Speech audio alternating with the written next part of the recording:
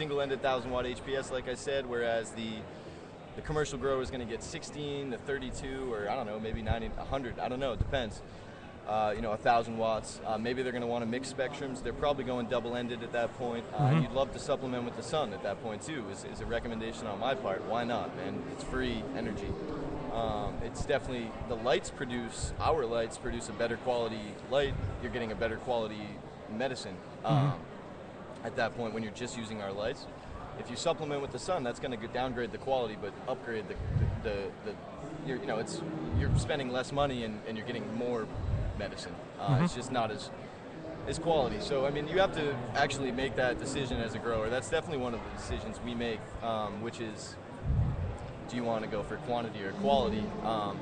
It's tough to manage both. Right. I would recommend trying to do one first. Right. And part of it, too, is a lifestyle issue in the sense of the acceptance of your neighbors, the acceptance of the community. Yeah. So, I mean, at this point, what you guys offer is a cost-effective, viable alternative for the person who still feels the need to be indoor only for any one of a number of legal or social reasons. Yeah, and that's powerful stuff. It is, man. I really just want to say thank you guys for having me on. Yeah, absolutely. This was so much fun. Yeah. I just got here 10 minutes ago. They told me to come sit down with you guys. Now I'm warmed up and ready to go sell some stuff. Go sell some stuff. What was your guys' names again? Let me plug your show so I get them again. Well, here, we're happy to give you a flyer because that's what we do here. Right? But we're the Coalition. We're on AM and Talk Radio. Of course, this is Tony Jones. He's with RIFreeRadio.org, providing real programming to the masses. How about that? Thank you guys very much. It was a pleasure to be here. All right. Enjoy, buddy. Thanks, man. Thank you, sir. Good stuff. Wow. That was fun. Keep that. Radio should be. Salesman to salesman over here. You know, he was describing his schedule, and I was thinking, hey, that sounds a lot like Pat Ford's schedule. If you're awake, you're working. And listen, I'd like just to point out, in terms of the financial issues, I haven't made my first million yet, Tony Jones, but at this point I can look you in the eyes and say I've only got 1.4 million to go.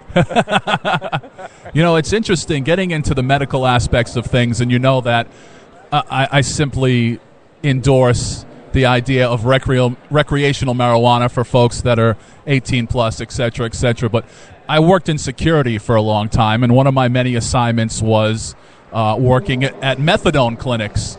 And excellent. It was a great employer. It was a good job. I actually enjoyed it. Enjoyed the people I met through that process. But the fact that your health insurance, of course, if you do the research on methadone and methadone clinics, highly controversial. The fact that health insurance, your Blue Cross and your traditional stuff, will cover methadone treatment, but will not cover cannabis treatment is a slap in the face to anybody that has a medical condition. Absolutely, particularly given the long-range health consequences of either opioid or heroin replacement treatment. I mean, it's not just, we talked about this yesterday with Jared. We had folks from the Slater Compassion Center. It's just not the financial, it's the long-term health care cost, the psychological toll. It's a complete picture, and yet we stand here as a society that is literally capable of technology that is astonishing even within our lifetimes, and yet we avoid a simple, holistic, natural approach to any one of those issues. And, doing alternative media, and the other side of alternative media is that exact thing shows you the power of propaganda. This plant has been demonized since kids are a young age, and they go through the Just Say No Club and the DARE program. And just the various propaganda throughout the years demonizing marijuana, going back to the reefer madness, when you were a kid. And hey, by the way, just as trivia, what would be a fun website? We'll call it dareofficersgonebad.com. How many DARE officers do you know ended up being the local dealer? Right. Please. In fact, the more they drove around neighborhoods, usually in a sketchy version of the police car. Usually they were the guy who had quote-unquote workplace issues. So they put him up as a DARE officer, which pretty much gave him a license to drive around and deal drugs to the kids that were I just said no about an hour ago. And, chances are, just kind of like your school resource officers, a lot of the police are in that position because there was nothing else that they could do as far as being an active officer. So we'll send you to the school, we'll make you a DARE officer, you'll direct traffic, and those were the quality of folks that they got. And the guidance is showing that that program, they've studied it over 20 years and actually made kids want to do drugs more than preventing it. In fact, there is several published studies that I just made up that prove a marginal propensity to engage in dealing of drugs by a sworn court officer was directly related to the amount of time spent by said sworn court officer on public access TV touting the Just Say No phenomenon. And you can actually, I can prove that. You can find that study at coalitionradio.us. Address all hate mail to the PO taxpayer under his blog at coalitionradio.us. Right. But, as I say, we digress. So I do have some local music queued up for us. Pat's going to bring in more guests. If you're thinking about heading down to the Rhode Island Convention Center, now, I didn't want to mention it yesterday because I wanted to come back today, but, we're about halfway through the day, so if they throw us out, don't forget that the Rhode Island Convention Center is hemorrhaging $25 million a year of your tax money. So the power's still on. So you can say you went to that one event. You're paying for this whether you want to or not. So P.O.'s going to go out. He's going to get more great guests for us. We do have, I believe I spotted George Nasser from MyNightOutRI.com here today, so we're going to try to get him behind the stick in a little while because we talked about it a bit yesterday, but there really is this convergence of hospitality and cannabis, and on My Night Out Radio, they've been bringing that up to some of their hospitality guests. So if you're thinking about coming down, you still have time. At 2 o'clock today, the politics activism panel, our own pal Jared Moffitt from Regulate Rhode Island, he's going to be part of that. And then at 3 o'clock today, cannabis testing and quality, QA on that. So I hope you'll still stick with us today at rifreeradio.org. We're going to hear some local music now. We're going to hear from Vulgarity. This is a track called Wheel of Fortune. My name is Tony Jones. The PO taxpayer is here. You're listening to RI Free Radio online at rifreeradio.org.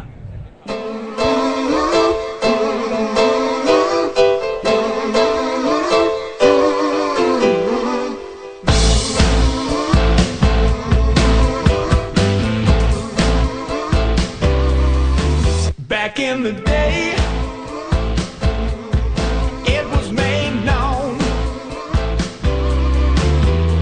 let he without sin be the one that cast the first stone.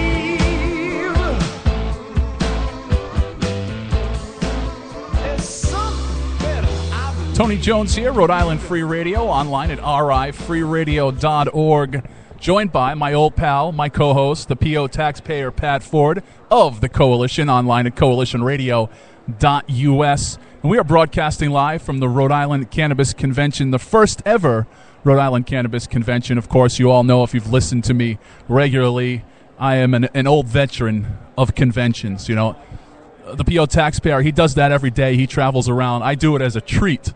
But, you know, it's great to be here so far. A lot of great vendors. I see a lot of transactions going on. You know, sometimes you go to the trade shows, you go to the conventions. Not a lot of money changing hands, unfortunately, but we're seeing some good commerce today. We talked about it a little bit yesterday, the idea of people that support legalization, libertarians, all supporting each other's businesses, and I think that's what we're seeing a little bit here today, so it's great to be a part of it. You still have time to come down and, of course, go to rifreeradio.org to tune in. We're going to be with you here today. We got a little bit of a late start, so we'll be with you streaming live until about 3:30 today. Still have time to come on down, but if you can't make it, rifreeradio.org. And, of course, we'll be peppering the broadcast today, as we always do, with some local music. You just heard from Vulgarity, Wheel of Fortune, the name of that one. Pat, I know you're not that well versed with the local music. They're actually a brother-sister duo, Vulgarity is, and just cranking out some great tunes. So how is the local big band scene? That Glenn Miller's coming through town. Any minute. You know, it's an interesting point. You talked about the local economy. You know, all we hear, and a lot of it comes from me, quite frankly, is bad news about the Rhode Island local economy. Yet you've got a burgeoning industry right here in the state that our state government does everything it can do in its own power to block. And that, of course, is everything revolving around cannabis, medical cannabis, personal cannabis, the growth industry. We are a state desperately in need of real economic development. And we've got local publications that have popped up, radio shows surrounding it, manufacturers, retail outlets, folks who are creating a whole new industry in the form of compassion centers. These are employing people. At the same time, they're helping people. So, and like we'd like to do, talk about industrial hemp. Take the getting high aspect out of it. Take the marijuana aspect out of it. What the state could do with industrial hemp and with all the vacant farmland in the southern part of the state. It could be a huge boom, and people are looking in the other direction. Right. No, and yet we're about to spend millions of dollars, hundreds of millions of dollars, to move a baseball team from one part of the state to the other. We're going to spend more money to move a casino from one point of the state to the other, and at the same time, this is a native industry that works well at every single level at Rhode Island, whether it be, you know, as an alternative to South County turf farming, as an alternative to the pressure being placed on local farmers, on up through the distribution side, through the retail side, and all the ancillary businesses that can stem from that. It's true economic growth that's organic in nature on every level, and it needs to be encouraged. It needs to be nurtured. It doesn't need to be